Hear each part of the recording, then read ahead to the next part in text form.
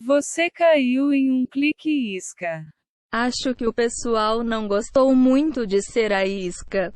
Para acalmar vocês, mostrarei o implacável e destemido texugo do mel. Oi, meu chapa.